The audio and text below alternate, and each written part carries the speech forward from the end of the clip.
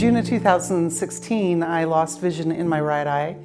I first noticed a little wedge of blurriness, and the next day I was watching the news and shut my now good eye and realized that the newscaster was a black hole in the center of my visions. And went in to have it checked out. They assumed it was a detached retina and scheduled surgery for the next day, but they saw what was pretty distinctively the cancer, and so it started a bunch of different consultations with ocular melanoma specialists.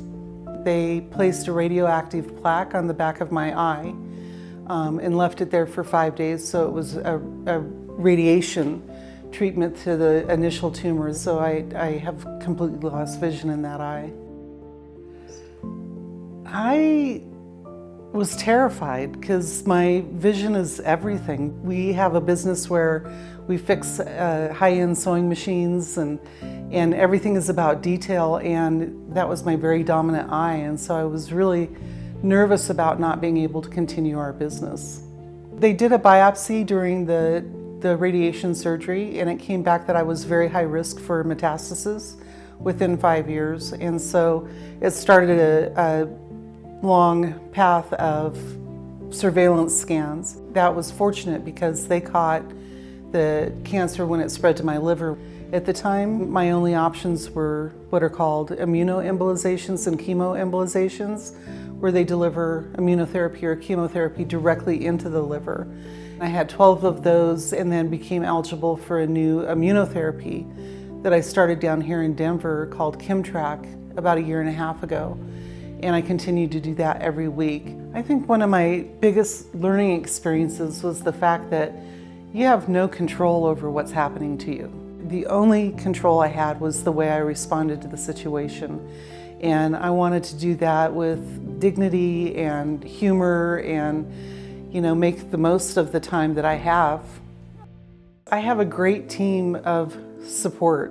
I think the best advice I can give anybody dealing with this kind of journey is that, you can't let the disease wipe out your joy in life. And so I'm a quilter. I do a lot of design work. I love teaching, spending time with friends and family, and I refuse to give up those things because they keep me going and keep me distracted and help give me the strength to deal with the next round of medical treatments.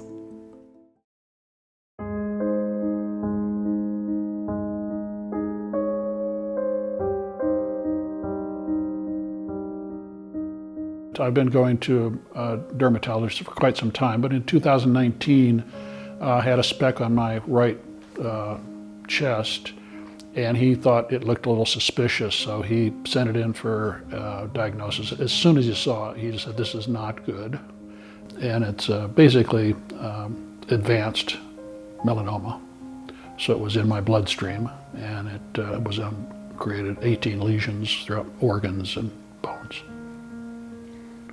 In this case, I was feeling very optimistic because they had been doing clinical studies with new drugs, immunotherapy. My partner, Polly, secretly, or at least without my knowledge, got me an appointment with Dr. Lewis at UC Health.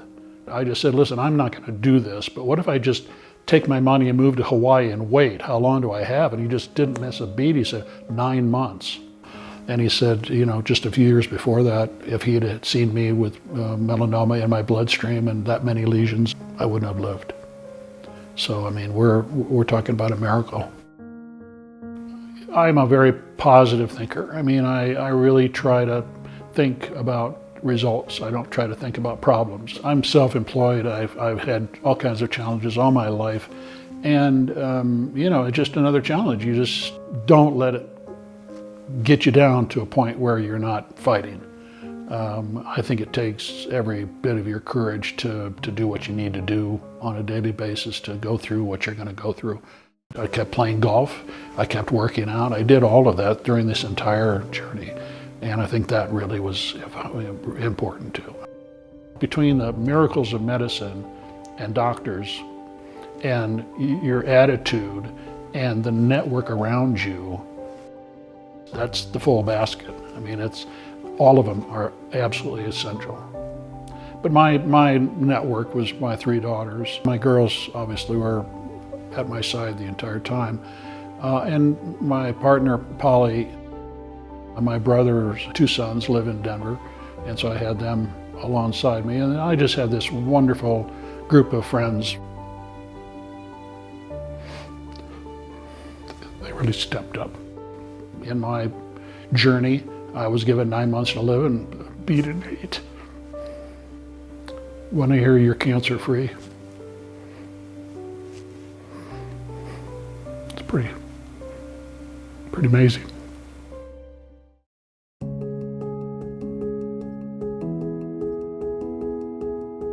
It is an honor for me to accept this award on behalf of my sister Nancy. My sister Kristen also is very touched that the Melanoma Research Foundation would honor our sister.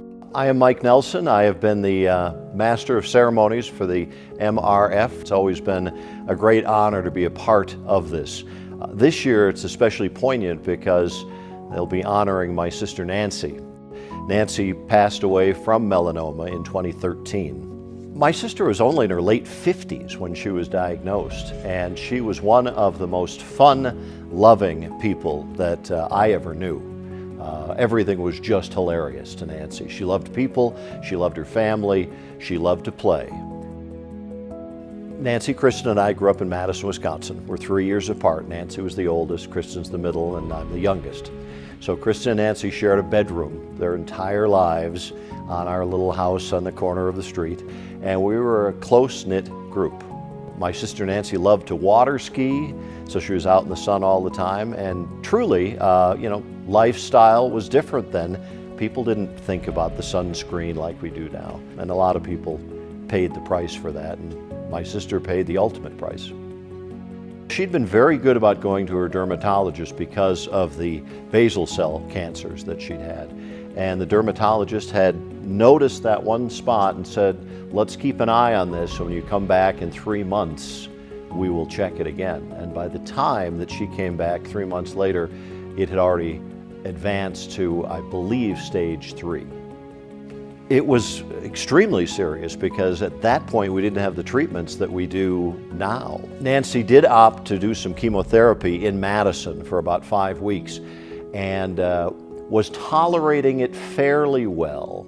And then Nancy and Kristen went down to New Orleans on vacation, and Kristen said the chemo really hit her hard almost overnight, and it all changed.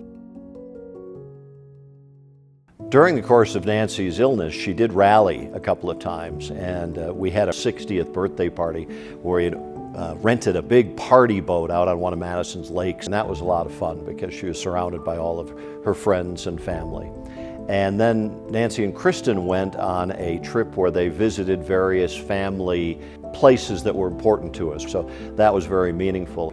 Nancy wanted to live a good, long life, and she knew that that was no longer in the cards for her. And she fought very hard and did her best with what we had available at the time. And it was just hard because we thought we'd be together for a lot longer, the three of us, and enjoy old age together as much as we enjoy old age now. If you have someone that you love that's going through a melanoma battle, it's a tough battle, and it takes a lot of courage.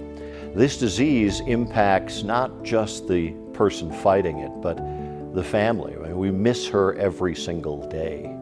And so she's always alive in our memories, and we oftentimes will comment that if Nancy were here, she'd be laughing about this, and she'd be telling a joke about that. And that's the way you keep them alive, is just good memories.